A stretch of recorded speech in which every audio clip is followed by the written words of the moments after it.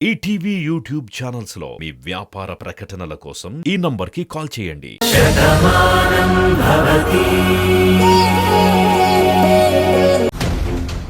మీ పరిస్థితులన్నీ నాకు తెలుసు. భాను ఏ పరిస్థితుల్లో అక్కడికి వచ్చిందనేది కూడా నేను అర్థం చేసుకోగలను. కానీ నాతో ఒక మాట చెప్పాలి కదా. నాకు ఇచ్చిన మాట తను నిలబెట్టుకోవాలని చెప్పి నాకు ఉంటుంది కదా. నాకు తెలుసు తల్లి, మాటకి నువ్వెంత విలువిస్తావో, మాట అంటే నీకెంతటి పట్టింపో నాకు బాగా తెలుసు. అందుకే నా కూతురి తరఫున నేను నిన్ను క్షమాపణ అడుగుతున్నాను. తను ఆడపిల్ల జీవితాన్ని నిలబెట్టడానికి వచ్చింది. నువ్వు కూడా ఒక ఆడదానివే, ఒకప్పటి కోడలివే.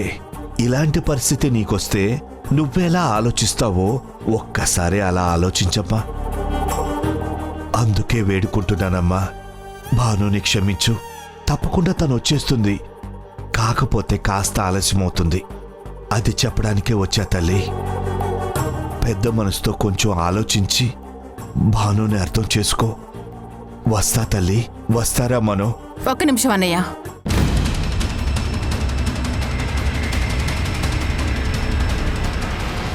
మీరు మీ కూతురు మంచి మనసు గురించి నాకు చెప్తున్నారా అన్నయ్య? నా కోడలి గురించి నేను ఆలోచిస్తాను కదా. అమ్మా అది నువ్వేం మాట్లాడుకో కార్తీక్. నిర్ణయం నాది అని చెప్పాను కదా. నా నిర్ణయం అనేది ముందు చెప్పనివ్వండి. తర్వాత మీరందరూ ఏం మాట్లాడాలనుకున్నారో అప్పుడు చెప్పండి. మీరు మాట్లాడాలి అనుకుంటే నేను చెప్పవలసింది ఆపేయాలి. ఆపేమంటారా? నువ్వేం చేసినా మంచి చేస్తావని అందరికీ తెలిసే. కానీ నువ్వు తీసుకున్న నిర్ణయం ఏంటో చెప్పవే. అన్నయ్య, మీ కూతురు తరపున మీరు మాట్లాడడానికి వచ్చారు. తనిప్పుడు మీ కూతురు కాదు, నా కోడలు. తన ఇంటి పేరు మారింది. తను ఓడిపోతే మేమందరం ఓడిపోయినట్టవుతుంది. ముఖ్యంగా నేను ఓడిపోయినట్టవుతుంది. నేను ఓటమిని ఎప్పుడూ అంగీకరించలేదు. నా కోడలు ఓడిపోవడాన్ని నేను అస్సలు ఒప్పుకోలేను. భాను ఒక సమస్యని పరిష్కరించుదామని వెళ్ళింది. ఎంతో ప్రయత్నం చేసింది. పార్థు ఈ విషయం మాకందరికీ చెప్పాడు. అది విన్నప్పుడు నా కోడలు ఇంత గొప్పగా ఆలోచించినందుకు నాకు చాలా ఆనందంగా అనిపించింది. కానీ తన ప్రయత్నం విఫలమైంది. ఇప్పుడు భాను ఒంటరి పోరాటం చేస్తే ప్రయోజనం అనేది ఏమీ ఉండదు. తనకి తోడుగా కార్తీక్ ఉంటాడు. కార్తీక్ని మీకు తోడుగా తీసుకెళ్ళండి.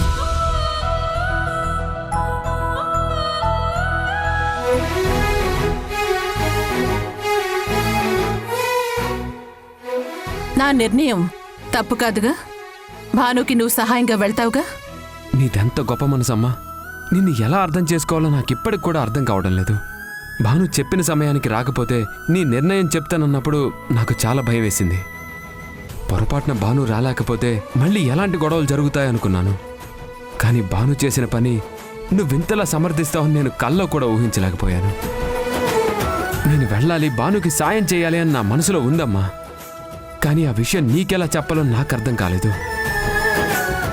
ఇప్పుడు నువ్వే వెళ్ళు అంటే నేను వెళ్లకుండా ఎందుకుంటానమ్మా?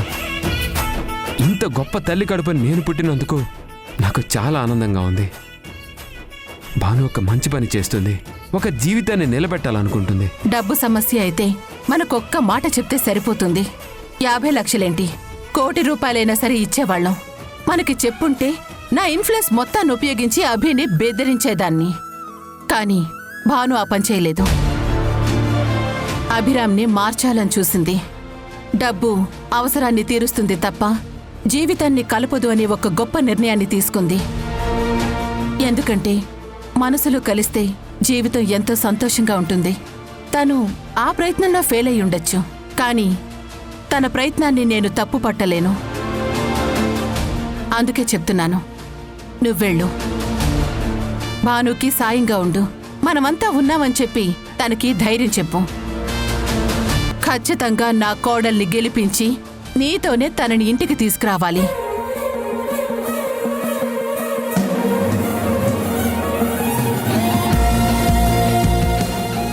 ఇంకా చూస్తారేంటన్నయ్య? మీ అల్లుండి తీసుకెళ్ళండి.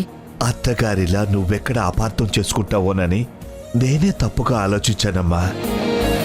నా కూతుర్ని నువ్వు అత్తలా కాదు, అమ్మలా చూసుకుంటున్నావని ఇప్పుడు అర్థమైందమ్మా. వస్తా చెల్లెమ్మా. వస్తారా మనో? వస్తా బాబు. పదయ్యా. వస్తానమ్మా.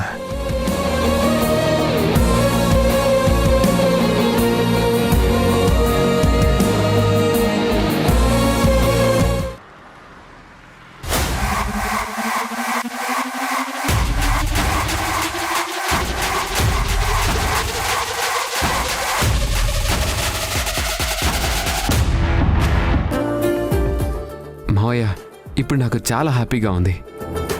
భానుకి నేను సాయం చేయబోతున్నాను. ఈ విషయంలో అమ్మే ఒప్పుకుంది. అమ్మ గురించి తలుచుకుంటేనే నాకెంతో సంతోషంగా ఉంది మావయ్య. అమ్మ బయటకి ఎంత కోపంగా కనిపించినా తన మనసులో భాను మీద ఎంత ప్రేమ ఉందో చూసారా? భాను ఓడిపోకూడదని ఇంతలా చెప్తుందంటే అసలు నేనే స్టన్ అయిపోయాను. నిజమే బాబు, చెల్లెమ్మ మనసు చాలా మంచిది. తన మనసులో ఏదీ దాచుకోలేదు. కోపం వస్తే మొహం మీదే చెప్పేస్తుంది. అలాగే అభిమానాన్ని కూడా ఎంతో గొప్పగా చూపిస్తుంది. భాను చెప్పిన సమయానికి ఇంటికి రాలేదు. చెల్లెమ్మ ఎంత కోపడుతుందోనే నేను భయపడ్డాను. కానీ భాను గురించి చెల్లెమ్మ ఇలా ఆలోచిస్తుందని నేను అస్సలు ఊహించలేకపోయాను బాబు. ఎంతైనా చెల్లెమ్మ మనసు చాలా గొప్పది బాబు. మావయ్య, నేనిప్పుడు భానుకి హెల్ప్ చేస్తానంటే భాను ఒప్పుకుంటుంది కదా? తనేం అనుకోదు కదా? భలేవాడివే. మీ సాయం ఉంటుంది అంటే భాను ఎప్పుడూ హ్యాపీగానే ఫీల్ అవుతుంది. ఎందుకంటే నువ్వే జీవితం అనుకుని బతుకుతున్న మనిషి కదా. తన ప్రతి కష్ట సుఖాల్లోనూ నువ్విలా తోడు నీడగా ఉంటానంటే నా కూతురు ఎందుకు కాదంటుంది బాబు.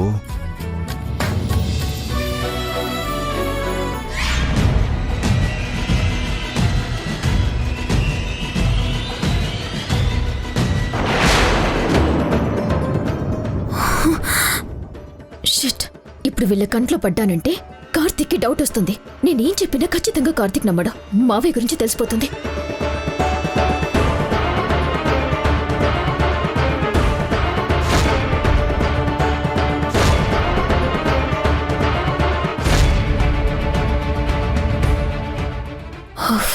అమ్మయ్యా, మొత్తానికి వాళ్ళు నన్ను చూడలేదు. ఇంకెవ్వరి కంట పడకుండా ముందు వెంటనే డాక్టర్ దగ్గరికి వెళ్ళాలి.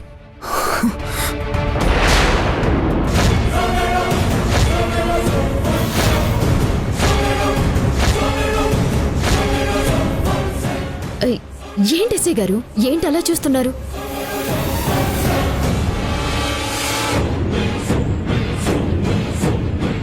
అదేంటి మేడం, మీరు ఎంతగానో ఇష్టపడే మీ మామయ్య చనిపోయారని అంతలా ఏడ్చారు. ఆయన క్రిమేషన్ కూడా మీ చేతులతో చేయలేనని అంత బాధపడ్డారు. మీ బాధను చూసే కదా క్రిమేషన్ కూడా మేమే చేస్తామని చెప్పాం. మళ్ళీ ఆ తర్వాత ఆయన క్రిమేషన్ బాగా జరిగిందా, మిగిలిన ఏర్పాట్లన్నీ చేశారా అని అట్లీస్ట్ ఒక ఫోన్ కాల్ కూడా చేయలేదేంటి? అదేం లేదండి, చెప్పాను కదా, మా మావయ్య చనిపోయారన్న బాధని నేను తట్టుకోలేకపోతున్నాను. అందుకే నేను మీతో మాట్లాడలేకపోయాను. మీరు చెప్పింది నిజమే అయితే మీ మామయ్య క్రిమేషన్ సజావుగా జరిగిందా అని మీరు మమ్మల్ని అడిగి ఉండాలి కదా. అలా అడగలేదు. పైగా మిమ్మల్ని ఇప్పుడు చూస్తుంటే మీరేదో టెన్షన్లో ఉన్నట్టుగా ఉన్నారు తప్ప బాధలో ఉన్నట్టుగా కనిపించట్లేదు. ఏంటి ఎస్ఐ గారు, ఒక మనిషి గురించి బాధపడుతున్నావంటే ఎక్కడ కనిపించినా ఏడుస్తూనే ఉండమంటారా? కళ్ళల్లో నీళ్లు కనపడితేనే మనిషి మీద ప్రేమ ఉన్నట్టు, బాధ ఉన్నట్టు కాదండి. బాధ అనేది గుండెల్లో ఉంటుంది. నన్ను గుండెల మీద పెట్టి పెంచిన మా మావయ్య పోయారన్న బాధ నా గుండెల్లో ఎప్పటికీ ఉండిపోతుంది. మా మావయ్యని అలా చూసి నేను తట్టుకోలేకపోయాను. నాకు మీ మీద నమ్మకం ఉంది. ఆ కార్యక్రమాలన్నీ బానే చేసుంటారని నాకు అనిపించింది. అందుకే అడగలేదు. సరేనండి, నాకు కొంచెం పనుంది, వస్తాను.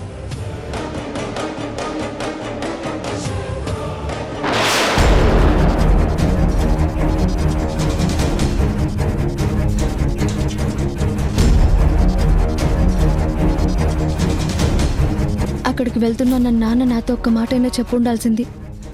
తను నేనే ఆపేదాన్ని. అత్తయ్యకి నేను చెప్పిన సమయానికి వెళ్ళనందుకు కోపం వచ్చే ఉంటుంది. కానీ ఇప్పుడు నాన్న మాట్లాడితే అత్తయ్య ఏమంటారు, ఏం మాట్లాడతారో కూడా ఊహించలేకపోతున్నాను. నాన్న, మీరెందుకు అత్తయ్య వాళ్ళ ఇంటికి వెళ్ళారు? నేను చెప్పాను కదా ఇక్కడ పనులన్నీ పూర్తయ్యాక నేనే వెళ్తానని. అప్పుడు అత్తయ్యతో నేనే మాట్లాడేదాన్ని కదా. ఇంతలోనే మీరెందుకు వెళ్ళారు? మీరు వెళ్ళి నా గురించి మాట్లాడితే నేనేదో పంపించానని వాళ్ళు పొరపాటు పడతారు కదా. అది వాళ్ళని అవమానించినట్టే అవుతుంది కదా. నువ్వు చెప్పింది నిజమేనమ్మా. నేను వెళ్ళి మాట్లాడేసరికి చెల్లెమ్మ కూడా అలాగే అంది. మీరెందుకు అన్నయ్య వచ్చి మాట్లాడుతున్నారు? భానుని కదా పంపించాల్సింది, భానుయే కదా మాకు అన్ని విషయాలు చెప్పాల్సింది అంది.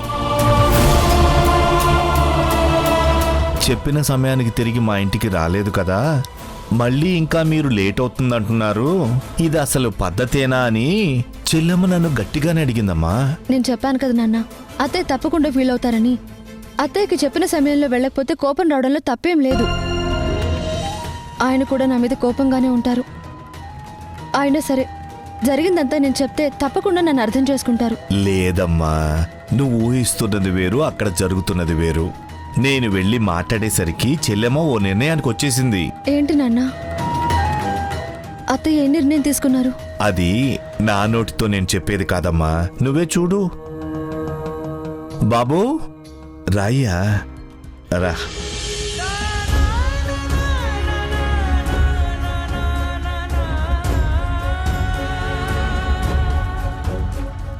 ఏంటి బాను ఇది? నువ్వు చేసింది కరెక్టేనా? అది కాదండి, నేను ఇక్కడికి రావడానికి కారణం. ఇంకేం మాట్లాడకు భాను, మొత్తం అంతా నాకు తెలుసు. అందుకే అడుగుతున్నాను, నువ్వు చేసిన పని కరెక్టేనా? దానికి ముందు సమాధానం నాకు చెప్పు. తప్పేనండి, మీకు చెప్పకపోవడం తప్పే. కానీ నా ఉద్దేశం ఏంటంటే,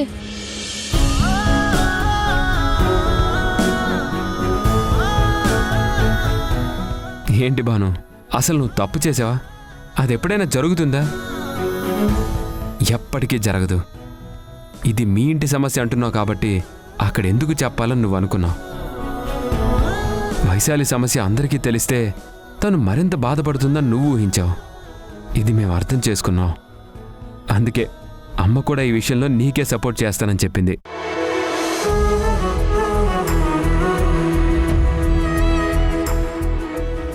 కానీ నువ్వు ఒక విషయం మర్చిపోయావు భాను. ఆ అభిరామంతో దుర్మార్గుడిగా ప్రవర్తిస్తుంటే నువ్వెన్ని మంచి మాటలు చెప్తే తను మారతాడు? వైశాలి ఆత్మహత్యా ప్రయత్నం చేసిందని చెప్పినా కూడా తనలో మార్పు రాలేదంటే ఇంకా అలాంటి వ్యక్తి మారతాడని ఎలా అనుకుంటున్నావు? మీరు చెప్పింది నిజమేనండి, కానీ మారడని వదిలేలేం కదా. ఎందుకంటే అది వైశాలి జీవితం. తనని ఎలాగైనా మార్చాలి, వాళ్ళ జీవితాన్ని నిలబెట్టాలి. అందుకే నా ప్రయత్నం నేను చేశాను, ఇంకా ప్రయత్నం చేస్తూనే ఉంటాను.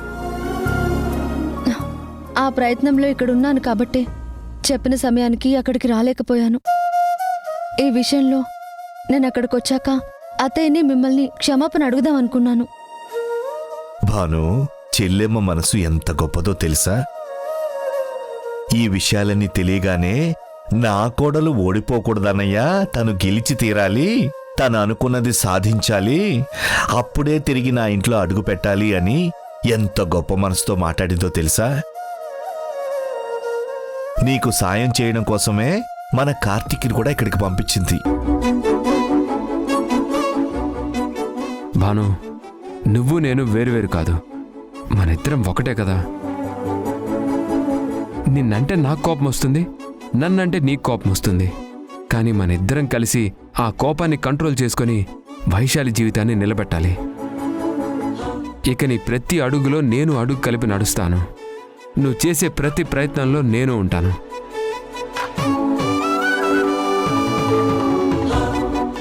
నువ్వొక్కదానివే ప్రయత్నించి సాధించలేంది మనిద్దరం కలిసి ఒకటిగా ప్రయత్నిస్తే తప్పకుండా సాధిస్తాం. కాదనుకో. బాబు, చాలా సంతోషమయ్యా. ఇప్పుడు నువ్వు ఈ ఇంటి అల్లుడుగా కాదు, నా కొడుకులా కనిపిస్తున్నావు. చాలా సంతోషమయ్యా. ఏమిచ్చి నీ రుణం తీర్చుకోగలను?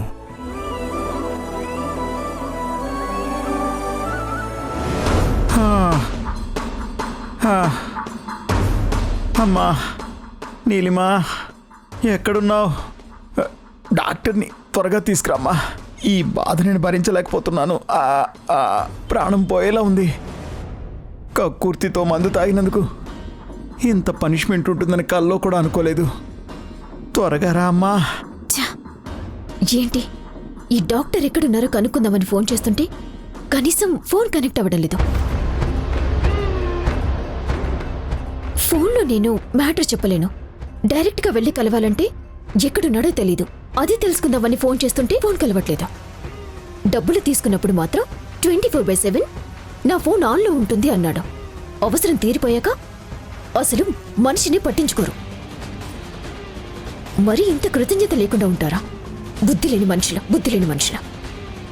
అక్కడ మావయ్య పరిస్థితి ఎలా ఉందో ఏంటో, ఆయన ఎంత ఇబ్బంది పడుతున్నారో ఏంటో.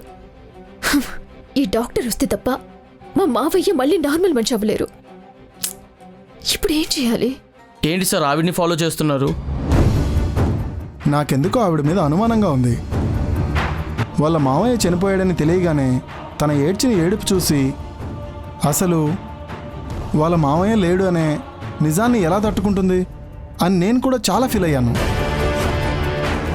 కానీ ఈరోజు అమ్మాయి మాట్లాడుతున్నప్పుడు తను బాధపడుతున్నానని చెప్తుంది, కానీ ఎక్కడా బాధ మాత్రం కనిపించట్లేదు. అందుకే అనుమానం వచ్చింది. అది కాకుండా చేతిలో మెడిసిన్స్ ఉన్నాయి. ఇంత డబ్బున్న వాళ్ళు ఎవరికైనా దెబ్బ తగిలితే ఏ డ్రైవర్ను పంపించి మెడిసిన్స్ తెప్పించుకుంటారు. కానీ తనే వచ్చి తీసుకువెళ్తుంది అంటే నాకు కాస్త అనుమానం వచ్చింది. అందుకే ఫాలో అవుతున్నాను. తను ఎక్కడికి వెళ్తుందో ఏం చేస్తుందో చూద్దాం. నిజంగా క్రైమ్ చేస్తే అప్పుడు పట్టుకుందాం. అమ్మని ఎంతైనా పోలీస్ అనిపించుకున్నావు. మేడం ఎంత గొప్పగా నటించినా మనసులో ఏముందో బాగానే కనిపెట్టావు. ఆ చేతిలో ఉన్న మందులు చూస్తుంటే ఖచ్చితంగా వాళ్ళ మావయ్య దగ్గరికి వెళ్తున్నట్టుంది. ఇప్పుడు పొరపాటున తను అక్కడికి వెళ్ళిందంటే ఇద్దరు బుక్ అయిపోతారు. అసలే నాకు ఎంతో డబ్బు సహాయం చేస్తున్న మనుషులు ఇప్పుడు వీళ్ళకు సహాయం చేసి ఇంకాస్త డబ్బులు అడగొచ్చు.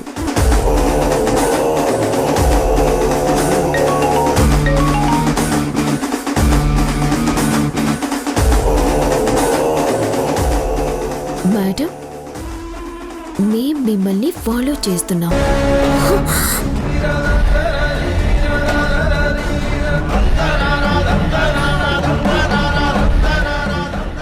అమ్మాయిసే, నేను ఎంత గొప్పగా నటించినా నీకు నా మీద అనుమానం వచ్చిందా? కానిస్టేబుల్ పక్కనున్నాడు కాబట్టి నేను బతికిపోయాను. ఇప్పుడు నేను మా మావయ్య దగ్గరికి వెళ్ళానంటే నువ్వు ఖచ్చితంగా నన్ను బుక్ చేస్తావు. ఏం చేయాలి?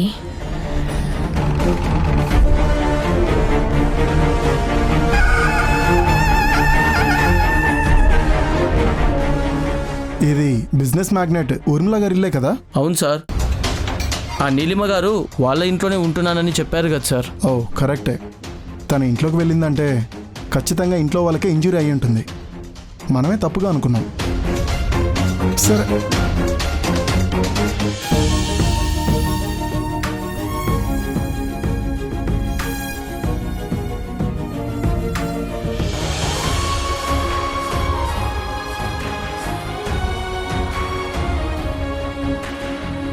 భాను, ఏంటిది?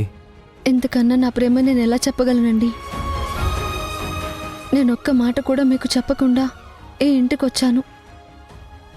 అయినా సరే మీరందరూ ఇంత గొప్పగా నా గురించి ఆలోచించారంటే నేను మీకు ఎలా థ్యాంక్స్ చెప్పుకోవాలో నాకు అర్థం కావడం లేదు. నేను ఇక్కడికి వచ్చే రోజు మీరు నాకు ఒక గిఫ్ట్ ఇచ్చారు. ఆ రోజు మీకు నేను ఒక గిఫ్ట్ ఇస్తాను అన్నాను. కానీ పరిస్థితి ఇంకోలా మారింది. అయినా సరే మీరు నన్ను అర్థం చేసుకొని ఒక్క మాట కూడా మాట్లాడకుండా నేను వెళ్తాననగానే నన్ను పంపించారు. 2 రోజుల్లో వస్తానని మాటిచ్చి నేను మీ దగ్గరికి రాలేకపోయాను. ఏం చెప్పాలో ఎలా చెప్పాలో కూడా అర్థం కాక నాలో నేను ఎంతో మదన పడ్డాను. నేను మీతో కనీసం మనస్ఫూర్తిగా మాట్లాడలేకపోయాను. అయినా సరే మీరు నా కోసం నాకు సహాయం చేయడానికి వచ్చారు. నాతో కలిసి నడుస్తానంటున్నారు.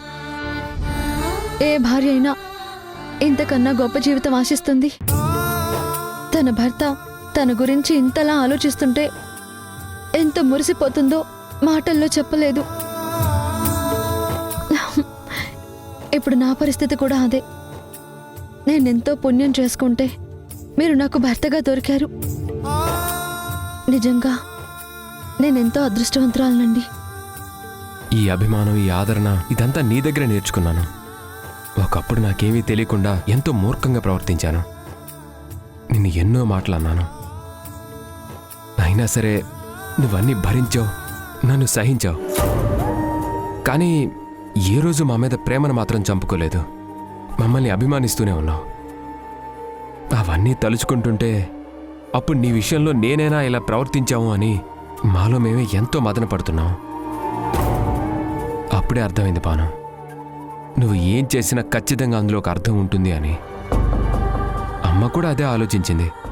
అందుకే ఒక సమస్య ఉందని నువ్వు చెప్పగానే ఆ సమస్య ఏంటి అని అడగకుండానే నిన్ను పంపించింది.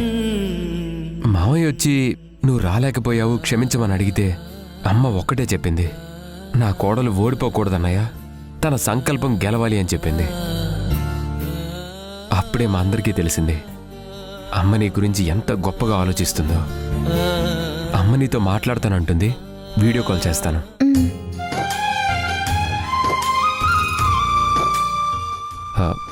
ఇదిగో మాట్లాడు.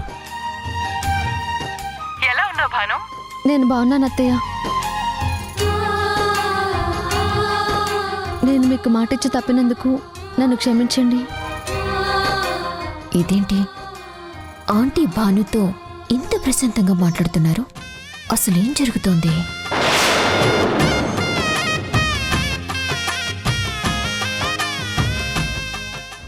చూడబ్రామ్, నువ్వు చేస్తుంది చాలా పెద్ద తప్పు. వైశాలి చాలా మంచి అమ్మాయి, తనను వింతలా బాధ పెట్టకూడదు. ఏం కార్తీక్, మీ గురించి నాకు తెలియదు అనుకుంటున్నావా? లేక కొత్తగా నటిస్తున్నారా? పెళ్ళై ఎన్ని సంవత్సరాలైనా మీరిద్దరూ భార్యాభర్తలుగా అందరి ముందు ఉంటున్నారు, కానీ నిజమైన భార్యాభర్తలుగా బతకడం లేదు కదా. ఇది అందరికీ తెలిసిన విషయం. విడివిడిగా ఉంటున్న మీరు విడిపోయిన మమ్మల్ని కలపడానికి రావడం చాలా ఆశ్చర్యంగా ఉందే.